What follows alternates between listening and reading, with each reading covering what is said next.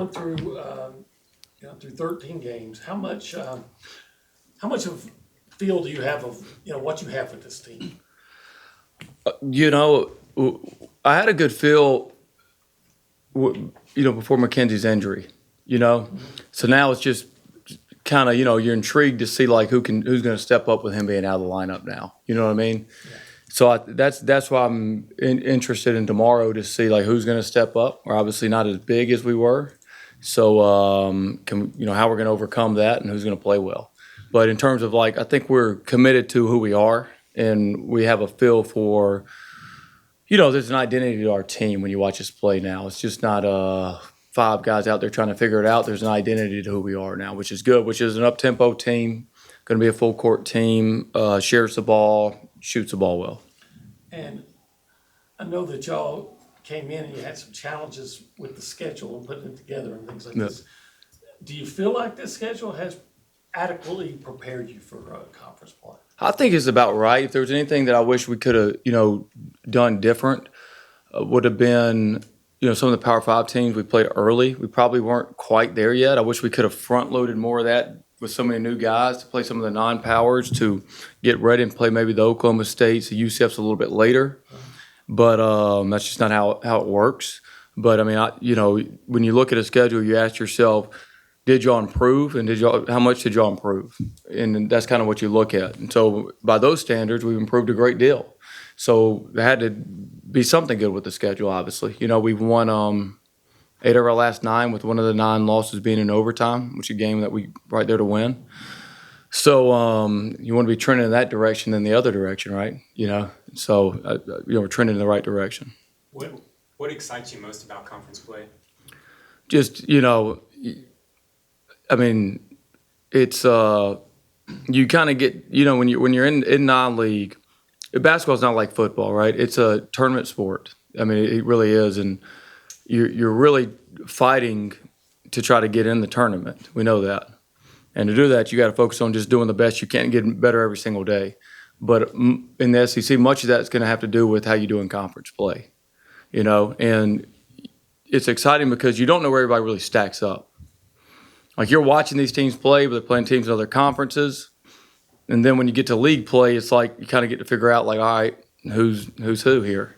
And we've seen teams that have been great in non-league and not been great in league, and you've seen vice versa, where teams really find a rhythm in league and do well. So, it's kind of like a prize fighter that, you kind of see a heavyweight fight coming and it's down the road, and they got to fight 3 fights to get to there, and this guy's got to fight 3 fights, and you kind of know it's coming, and then here it is. And so you got that excitement to it. What's maybe one area you feel like you guys need to be really good at to kind of help make up for the loss of Mac? Yeah. We have to find ways to rebound, and have a presence around the rim.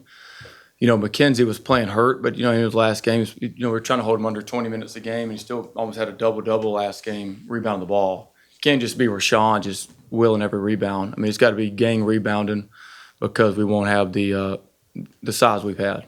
To that point, was it kind of encouraging then to see guys like Jamie and Zach and Fetty all get 5 rebounds in that last game?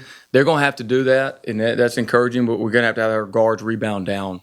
I mean, it's just got to be a gang rebound effort. And if you do that, you can rebound, but it's going to have to take guys like Rylan Griffin, Ruben, even Jakari. Like, they got to do their job to find a way to get rebounds. When you look at LSU and you see that they're in the bottom third of field goal attempts and last in the conference in 3-point attempts, that style of play, does that change how you guys defend them defensively, or does it kind of change your scout with them? It's funny. I was actually talking to a buddy of mine the other day. It's just funny how there's so many ways to win. We're kind of probably more than 50% of our shots slightly or right at it will be threes. They're more of a 2-point shooting team around the rim, physical team.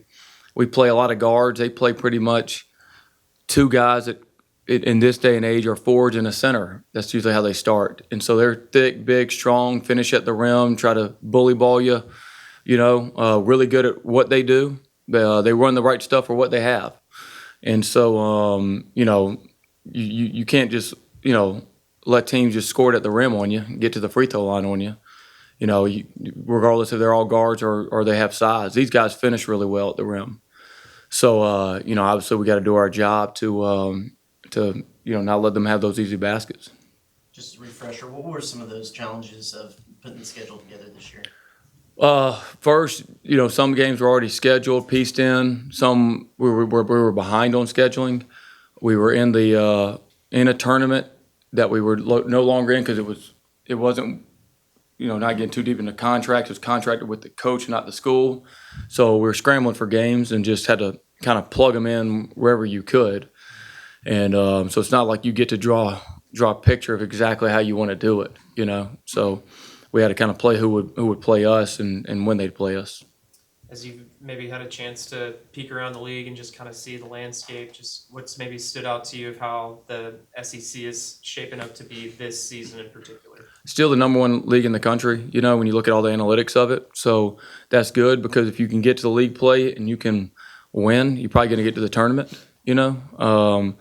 Like I said, I felt, we had some injuries, we had different things, but if we had pulled the SMU game out, we'd probably be right a little ahead of maybe predictions before. We didn't, but guess what? In the league, you get to make up for it. Sometimes you'll have a deal like that if you're in like a mid-major deal, and it's like, it's all she wrote. You can't make up for that. We're going to have 18 nights where, we got a chance to knock off teams that are, tournament caliber teams. So, that's what know about the league. It's a great league. It's a deep league. Every night's a war. When you mentioned guards needing to step up, what have you seen from a guy like Rylan that it seems like he's really impacted the stat sheet in more ways than just scoring points? Yeah, Ryan Ryland's a smart processor. He processes the game well on offense. He's got to fight even more now because he could be outsized in some of these. Change it, may play multiple positions, and we may play small at times. But he's just got to do his work early with physicality. Like a lot of times when you see teams getting foul trouble, they score at the rim. It's really not a problem at the rim. They weren't physical enough early in the possession. And for him, I was just literally talking to him about eating more. Like he's lost some weight, so man, you got to eat more because we're going to the SEC, bro. Like you got to you got to have that physicality to you the whole game. And because certainly that's what you would notice about the SEC, the Big Ten is a physical league. Tomorrow's your first SEC game as SEC coach. A lot of these players' first SEC game. Do you allow yourself a minute to kind of take that in before the game, or do you prefer the guys and you just kind of see it as the next game? Yeah, if I was that kind of guy, or the players are those kind of players, I don't know if they'd be here, right? I think they're here because they're where they belong, ready to go. You know what I mean? So I think that we just got to focus on what we got to do. There's no difference when you're in these. We played Ole Miss back in the day. We played Georgia back in the day when I was at Sanford. A lot of these guys, Jakari's played SEC schools, even though I hadn't been here. Josh has. So these guys have seen it, been a part of it. Unfortunately, I wish you got to take it in, but sometimes if you're taking it in too much, man, you're already down 10-0. I guess maybe similarly though, just with a guy like Rylan that has played a whole year in the SEC and won the league, just maybe what kind of benefit does that have to have a guy like that on your roster? There is one thing to comfortability with. I will say that the longer you're in a league, in terms of just the road schedule, like what the environment is, where your locker room is, where the shoot around is, what hotel you're in. Like there is something to that where it doesn't feel like the road as much. I know it's kind of weird, but I have noticed that a little bit. That that's why we try to shoot around. We try to go to the locker room before the game. This is the bench we're sitting on. We're shooting on that. There's our first half goal we're shooting on. This is where we got to defend. Let's do our defense down here the first half. Now to win the game, we're gonna have to be right here on defense. So you try to kind of get that mental picture in their mind. Probably that's why it's got something to do with teams playing pretty well at home because their spatial awareness and the comfortability of it. They're not. You've seen it. You've seen it when teams kind of dismantle on the road sometimes. So a guy like Rylan, who's been there, seen it. It won't be his first time to play at Auburn in that arena. What's been your main message in practice this week? Get better at us, right? We can get caught up on the other team and what they have, but really it's about us, to play the best of your ability. You're going to that's your best chance to get the best results. And I think sometimes you can get so bogged down on who you're playing, what you're doing, that you forget that, like, hey, we got to focus on us because that's going to give us the best chance to control the outcome of the game. So with us, it's always just been trying to get better every single day at what we got to get better with, and knowing our identity and playing to our identity, and living with that. And if it's not good enough that night, like, good job, guys. Y'all play good. Good job. See y'all next time. But like, not the fear of like, you got to play to win, not play not to lose. And if you do that, you can respect yourself, respect the team, and get on to the next one, regardless of what happens. And that gives you your best chance to have success in league play. So resume-wise, y'all don't have a bad loss, but y'all only have one quad 2 and no quad 1 wins.